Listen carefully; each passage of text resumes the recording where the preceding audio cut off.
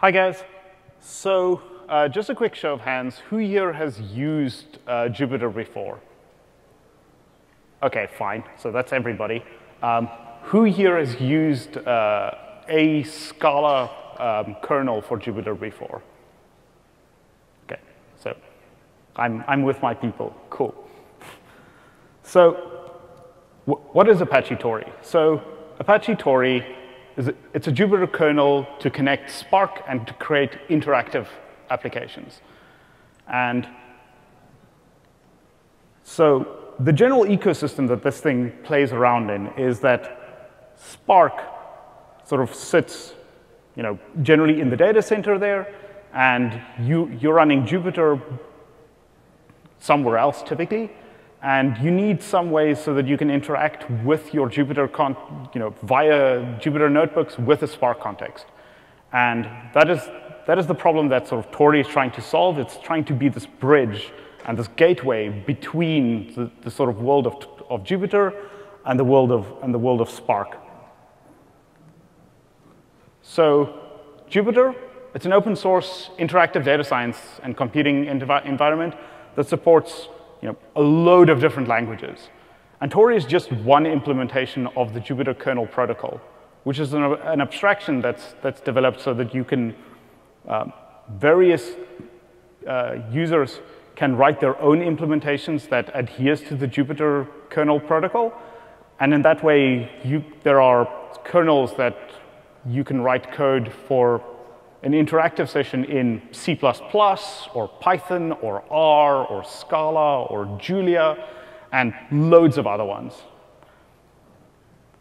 So Apache Toree, a little history back in the day. So it started out in 2013 as IBM's Spark kernel and progressed along those lines. In late 2015, the decision was made to donate it to the Apache Foundation and submit it for incubation. I came onto the project last year around June, along the time that Spark 2 was released, and I did most of the work getting Apache Toree ready for Spark 2. We still haven't had a release yet, but there are lots, or an official release yet, but there are lots of people that I've heard of that are using it, and hopefully we should have a 0.1 for Spark 1.6 soon, and a 0.2 that supports Spark 2.0 and 2.1. So what's all this stuff about? So Spark, it lives in your data center, and Toree is this small layer that you can use to either talk to Spark via sort of notebooks, and because the Jupyter ecosystem has a whole bunch of other interesting pieces to it, such as the kernel gateway server or declarative widgets. There are a whole bunch of additional things you can do once you have this framework in place. So you can build live dashboards using Toree. There's a project called Eclair.js, which is a JavaScript Spark kernel, and they also hook into Toree to provide the sort of computation backend for it. So compatibility, Toree 0.1.x, which is not out yet, but the release candidates have been out for quite a while now. That supports Spark 1.6. You can build it yourself if you need to support an older version of Spark. But I do believe that we don't really work with anything before 1.4. There are assumptions that we have the data frame API around that you can use stuff with it. And Toree 0.2 will support Spark 2 and up. So Toree is a multi-language interpreter. So you can write your kernel, and it provides a couple of kernel languages as first-class pieces to it. And that allows you to basically configure your kernel to be sort of Scala first or Python first or R first, but you still have access to the other languages if you need it. And it allows a extension of the standard syntax of those various languages by the similar magics as you would find in IPython, which is essentially so that you can type something like %% Python in a cell, and that means that the rest of the cell is now Python code and not necessarily Scala code. And there's a couple of additional ways that we've used this to sort of tweak the behavior of what you can do and add some additional features, such as dynamically adding jars into a running application. Tab completion, because I'm a lazy developer, and I hope you are too. So I really, really dislike needing to type more than 4 or 5 characters, and then I hit for tab really quickly. And for users that want to do really interesting, fancy things, there's a mature plugin system that you can actually use, and there are a couple of implementations of this out in the wild, mostly centered around plotting, that you can sort of hook your plotting system into Toree and have it integrate appropriately, and you can do some pretty wild things there. So if you want to try out sort of Spark and Toree, you can go to tempnb.org. That is not necessarily on the largest host, and thanks to the guys at Rackspace for still running it. But that should be up, and that will spin up a Jupyter notebook for you that has a whole bunch of kernels, and amongst them there is a Toree kernel and sort of some Python kernels. If you don't really want to run this on like some random machine at Rackspace, and you just want to do it yourself, you can run it with Docker.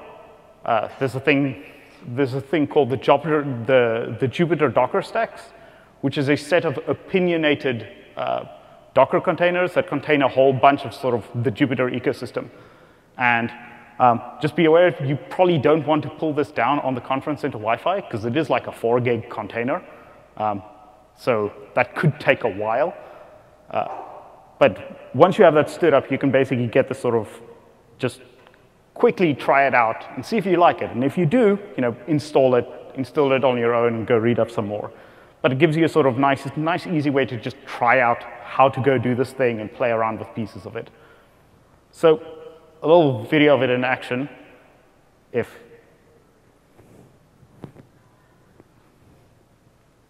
this works.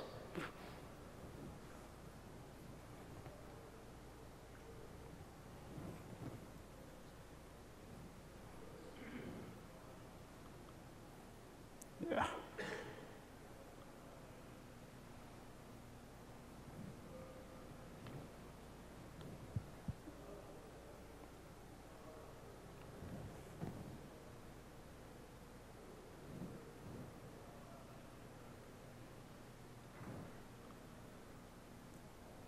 That is unfortunate.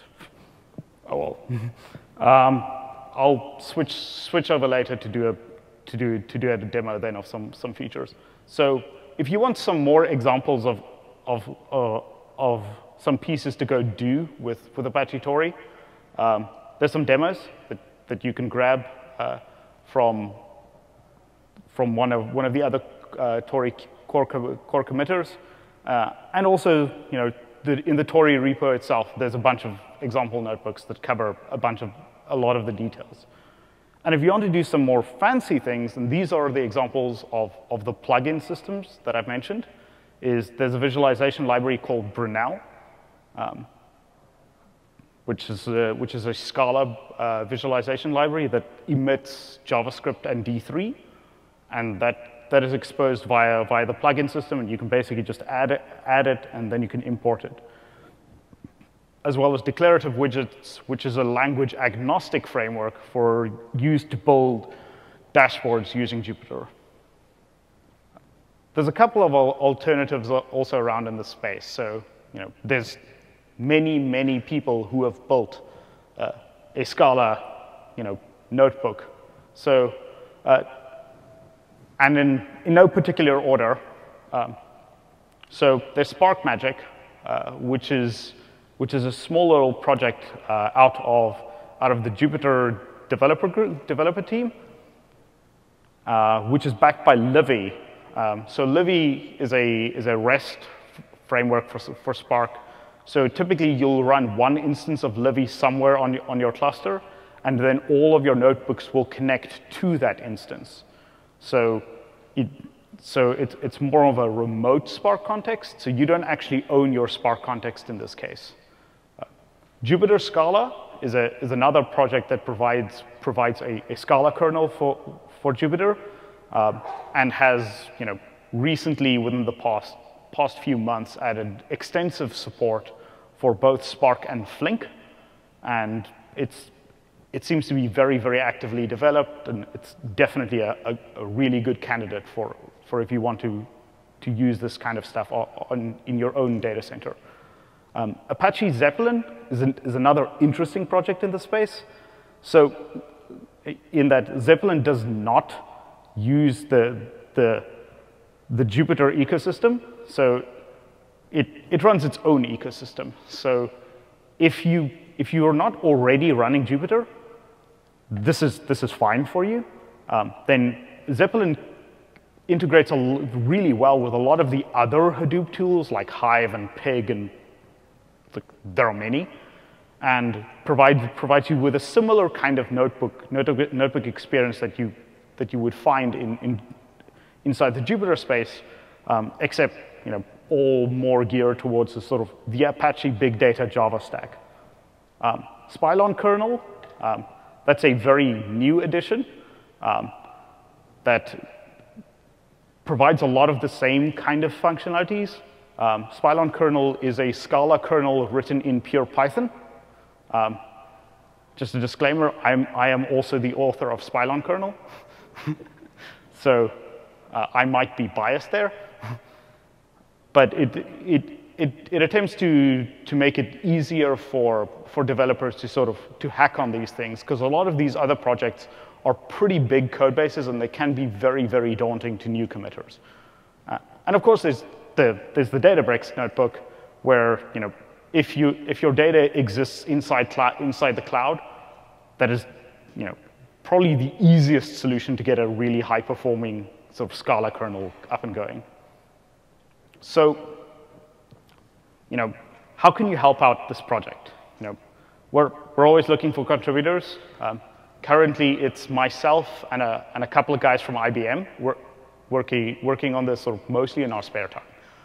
And the code base is fairly mature. It's well tested, and we'd love to just hear from people that are using it, or people who want to help out and make it better. And you can find us on the web, and we're pretty active on our Gitter chat channel. So that might be the quickest way for you to be able to communicate with one of the developers there. There's usually we watch it fairly regularly, so you can go see what we're up to, and we'll do a lot of our discussion on what we want to go build there as well, so that it's public and people can see what we're up to. So, thanks. I'm Marius on GitHub, and Twitter I'm Dunder MVM, using the Python style thing. Cool. Yeah. Let's see. I'm not sure why it didn't. There was a GIF that showed.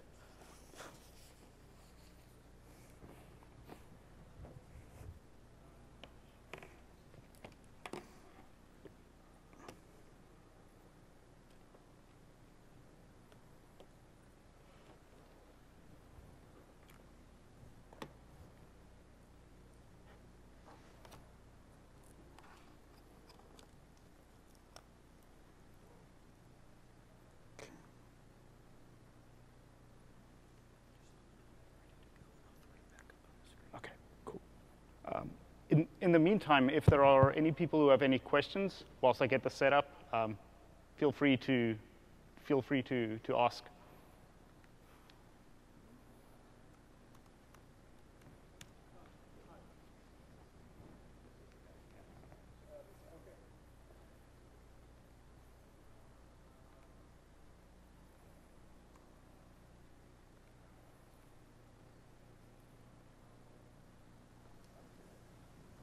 Hi. Does it work? Does Toree work with Yarn and Spark and Yarn, and does it work in a Kerberized environment? Toree does work with Spark and Yarn, and does indeed work with a Kerberized environment. So Toree will run under Yarn as a Yarn client application, due to the fact that your Spark driver has to basically sit where the Jupyter notebook lives. Typically, there are ways to work around that, but you don't.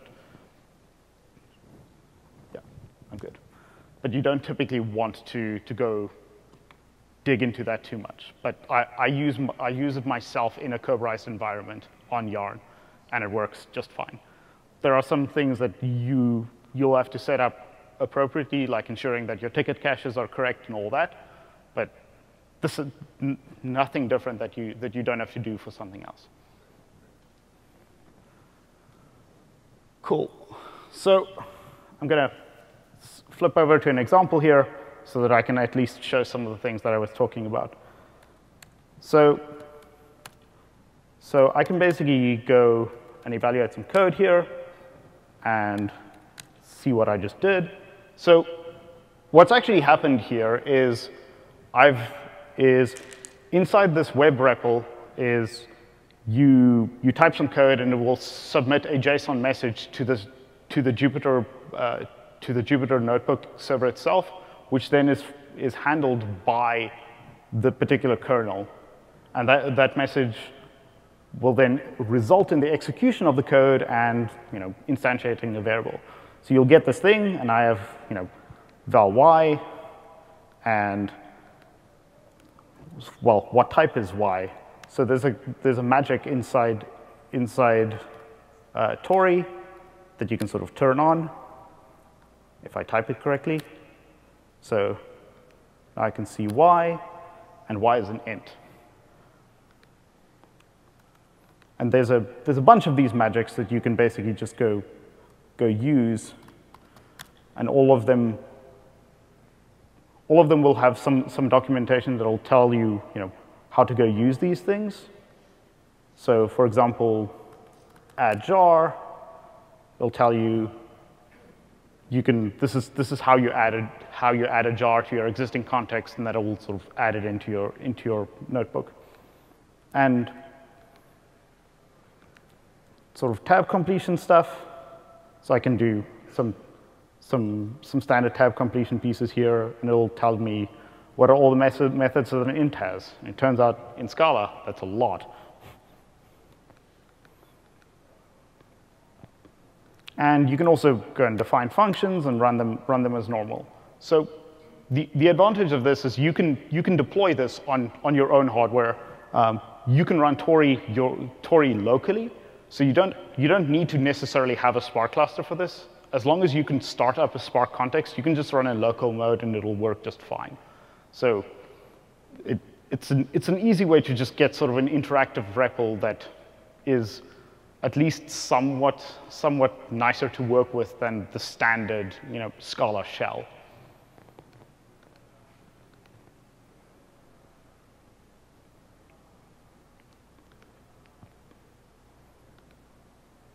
And then the rest of it is just the Jupyter ecosystem itself is magical, and you can just there are lots of interesting things to play around with it. And so Spylon kernel is the other one that basically will do this exact same thing.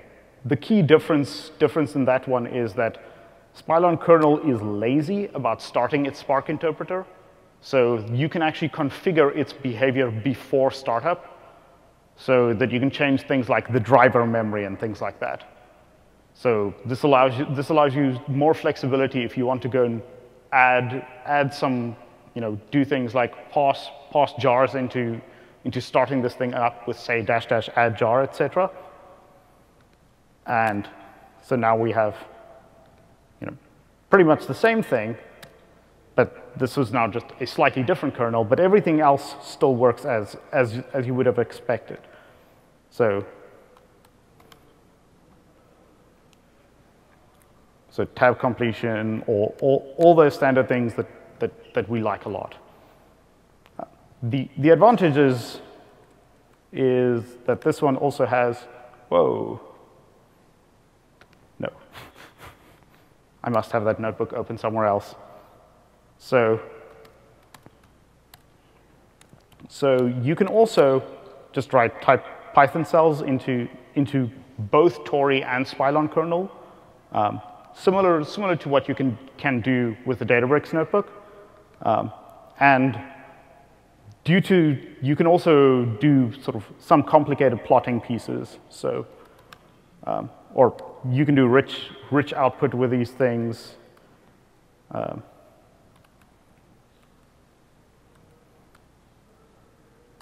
Typing HTML on the fly is clearly a good idea, right?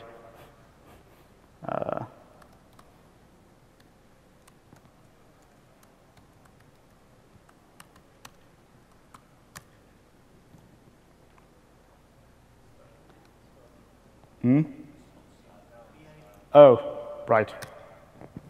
So because of this sort of rich dynamic output, you can go build really complicated sort of dashboards and applications that, as long as you can produce HTML, you can do a whole bunch of very interesting stuff with the Jupyter notebooks.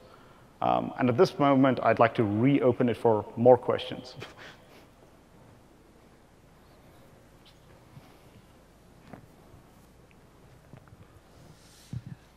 Does Toree come with some special rendering for Spark-specific stuff like data frames or any other Spark-specific rendering? So Toree has a magic for a data frame that you can use. You can do % data frame and then print out a data frame, and then it will by default give you an HTML representation of that data frame. And you can also configure it to do a CSV thing, and it has some options for truncating your output to a certain number of rows. Are variables created in the Python cells available to the Scala shells, and vice versa? So in Toree, the answer to that is no, except that the Spark context is this. The Spark context in the Spark session is the same Spark context in Spark session, so you can use this to share data frames. So you can create a data frame as a temporary view, and then you can access it on the Python side or the Scala side. As for other variables, no.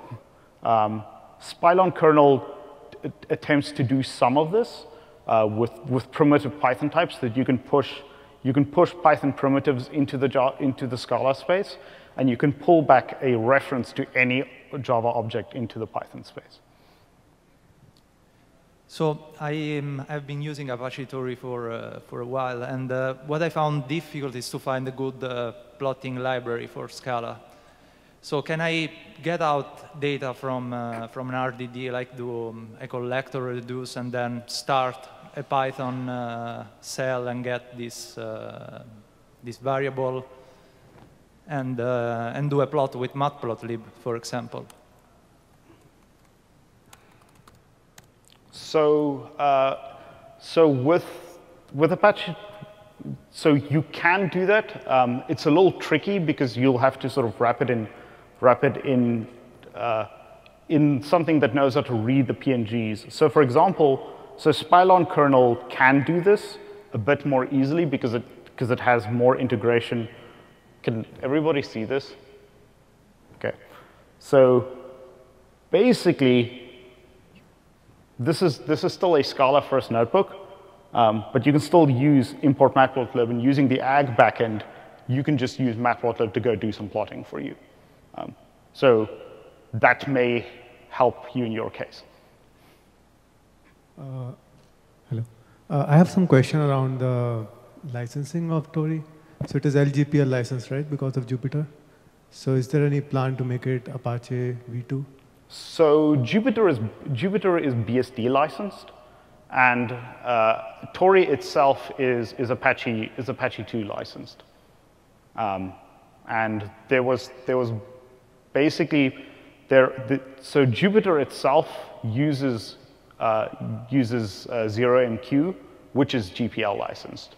But that's sort of mostly at the transport layer itself. And partially that's a reason why Zeppelin exists. It's because Zeppelin doesn't use 0MQ and consequently sort of avoids some of those things. So Apache Toree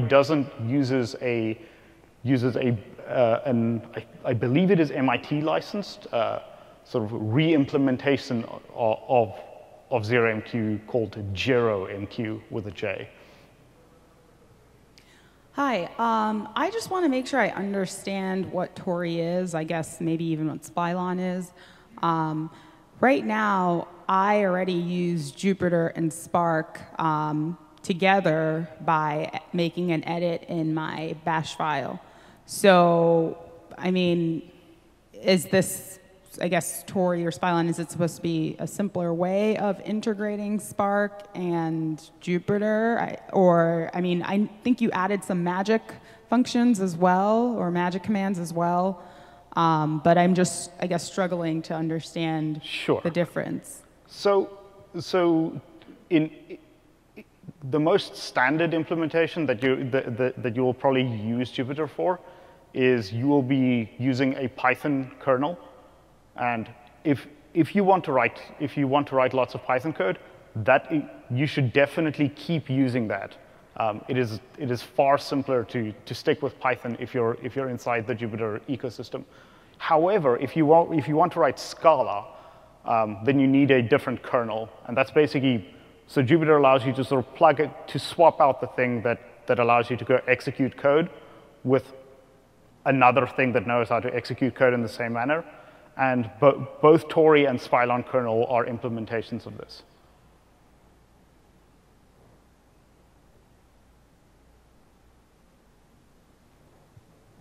Okay, if there are no more questions, thank you, Marius. The next session will start at 5:40.